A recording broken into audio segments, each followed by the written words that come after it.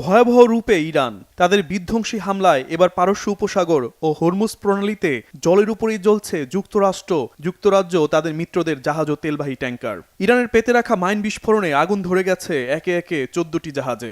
বৃহস্পতিবার সকালে ইরাকের জলসীমায় দুটি ট্যাঙ্কার পুড়িয়ে দেয় ইরান।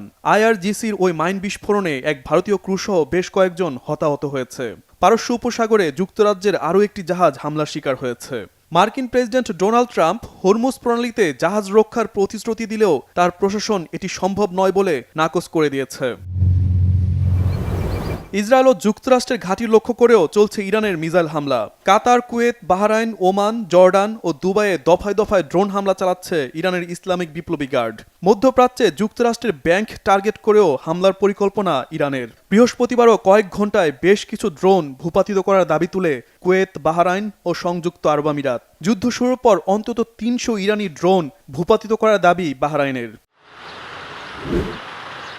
এরই মধ্যে মধ্যপ্রাচ্যে মার্কিন ঘাঁটিগুলো বন্ধ না হওয়া পর্যন্ত হামলা অব্যাহত রাখার ঘোষণা দিয়েছেন ইরানের নয়া সর্বোচ্চ নেতা মোস্তফা খামেনি। বৃহস্পতিবার জাতির উদ্দেশ্যে দেয়া প্রথম ভাষণে যুদ্ধের শহীদদের রক্তের বদলা নেওয়ার হুঁশিয়ারিও দেন তিনি। এছাড়া হরমুজ প্রণালী পুরোপুরি বন্ধের হুমকি দিয়েছেন ইরানের এই নয়া সর্বোচ্চ নেতা।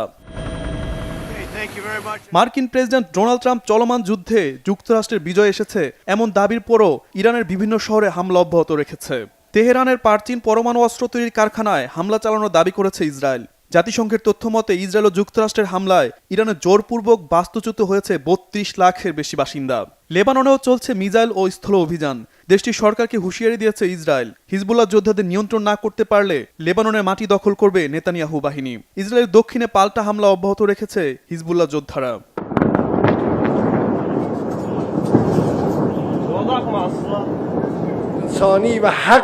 যুক্তরাষ্ট্র ও ইসরায়েলের যৌথ অভিযান শুরুর পর প্রথমবারের মতো যুদ্ধ শেষ করার কথা বলেছেন ইরানের প্রেসিডেন্ট মাসুদ পেজেশকিয়ান। জুড়ে দিয়েছেন 3 শর্ত। সামাজিক মাধ্যমে এক পোস্টে পেজেশকিয়ান জানান, ইরানের ন্যায্য অধিকার, চলমান যুদ্ধের ক্ষতিপূরণ ও ভবিষ্যতে ইরানে হামলা না চালানোর বিষয়ে আন্তর্জাতিকভাবে নিশ্চয়তা দিলেই যুদ্ধবিরতিতে যাবে তেহরান। ইসরায়েল ও যুক্তরাষ্ট্রকে হামলা বন্ধ করে দ্রুত ইরানের সাথে আলোচনায় বসার তাগিদ দিয়েছে রাশিয়াও। Shahid Arafat, Bangla vision news desk.